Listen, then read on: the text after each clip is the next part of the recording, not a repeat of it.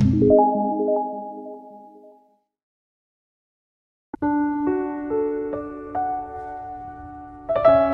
yakin gak sih Allah yang memudahkan urusan kita? Kalau kita yakin banget, Allah akan tunjukkan keajaiban yang luar biasa. Seperti cerita kemarin tuh, dua orang yang saling berhutang kan. Yang satu memberi hutang dan bertanya, siapa saksinya? Kata yang berhutang, Allah saksinya, boleh enggak? Kata yang memberi hutang, oh boleh, Allah itu sebaik-baik saksi dan itu jujur, yakin gitu. Coba kalau kita lakukan itu sekarang, mungkin kita akan dikhianatin, akan dirugiin sama banyak orang. Kenapa? Karena nggak yakin banget kepada Allah SWT. Masih ada sedikit setitik ragu. Ntar kalau dia bohong gimana? Bukankah ada Allah? Ntar kalau dia lupa gimana? Bukankah ada Allah? Ntar kalau dia berubah pikiran gimana? Bukankah ada Allah? Ntar kalau dia hilang tiba-tiba nggak membayar hutang gimana? Bukankah ada Allah? Bukankah ada Allah? Ini jarang kita ucapkan. Kita masih ragu walaupun kita mengatakan hasbi Allah, hasbunallah. Makanya jarang melihat keajaiban. Padahal kalimat itu kalimat-kalimat yang mukjizat, powerful. Sebagian mungkin pernah dengar cerita Imam Hasan Al-Basri. Imam Hasan Al-Basri salah satu ulama generasi tabi'in, generasi kedua. Ceritanya Imam Hasan Al-Basri ini pernah bikin seorang gubernur Baghdad namanya Hajjaj. Ini Hajjaj ini gubernur yang sangat jahat, sering membunuh orang soleh, termasuk sahabat Nabi pernah dibunuh sama dia. Imam Hasan Al-Basri pernah bikin gubernur Hajjaj itu tersinggung. Kapan? Ketika Imam Hasan Al-Basri diundang ke rumah gubernur Hajjaj bersama beberapa ulama yang lain, beberapa tokoh masyarakat diundang ke rumah barunya, istana gitu. Jadi Raja Hajjaj ini suka bikin istana terus pamer. Undang nih, diundang orang-orang penting, minta semacam testimoni gitu, minta komentar. Jadi kalau bahasa kita mah nge-posting di sosial media, terus nunggu gimana menurut kalian. Jadi yang komennya tuh macam-macam, ditungguin sama dia. Nanya ke setiap orang yang tamu yang diundang, gimana menurut kamu istana saya? Rata-rata mengatakan ini bagus, istana pertama yang saya lihat yang paling indah segala macam. Bahasa-bahasa memuji lah, dan gak jujur. Begitu giliran Hasan Al-Basri, ya Syekh Hasan, gimana menurut Syekh tentang istana saya? Syekh Hasan mengatakan, saya sama sekali tidak tertarik dengan semua ini.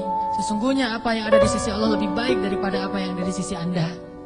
Ini ucapan Hasan Al-Basri. Karena lagi ada acara makan siang kayak gitu, banyak orang, Hajjaj menahan emosi. Dia tersinggung banget, marah sebetulnya. Akhirnya udah selesai obrol-obrolan, makan, pulang.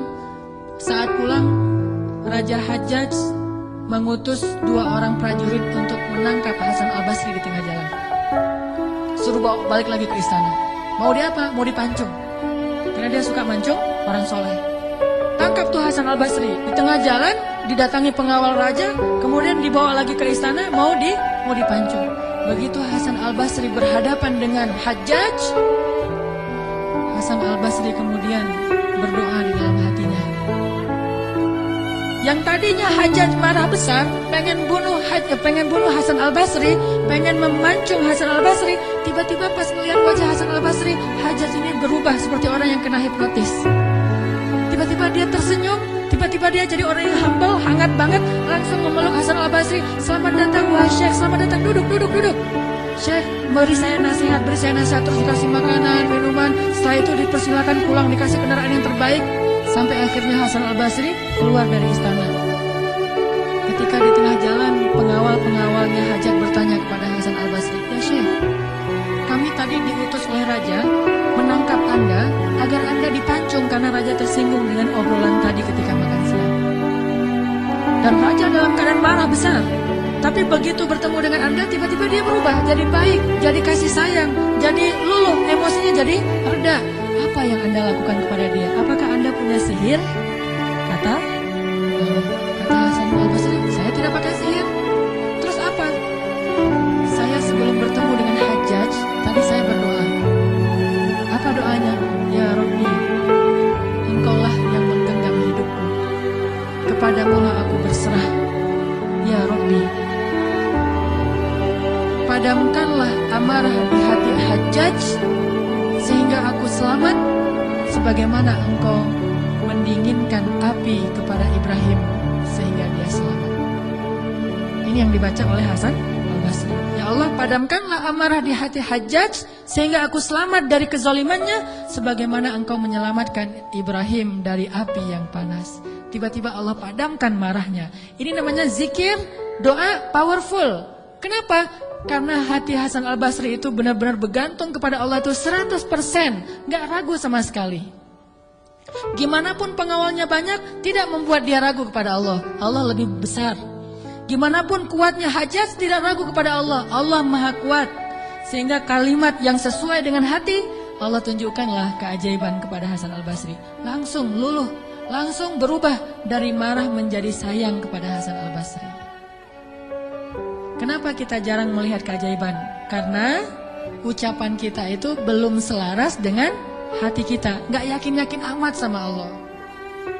Sering bilang la haula wala quwata illa billah, tapi kita masih yakin ada kekuatan lain yang mempengaruhi hidup kita. Padahal kata Nabi kepada Ibnu Abbas, kalau semua orang berkumpul dan ingin menolong kamu, mereka tidak dapat menolong kamu kecuali dengan seizin Allah. Kalau mereka semua berkumpul ingin mencelakai kamu, mereka tidak bisa mencelakai kamu kecuali dengan ketetapan Allah. Allah, Allah, Allah, di tangannya lah segala kebaikan, di tangannya lah segala kerajaan.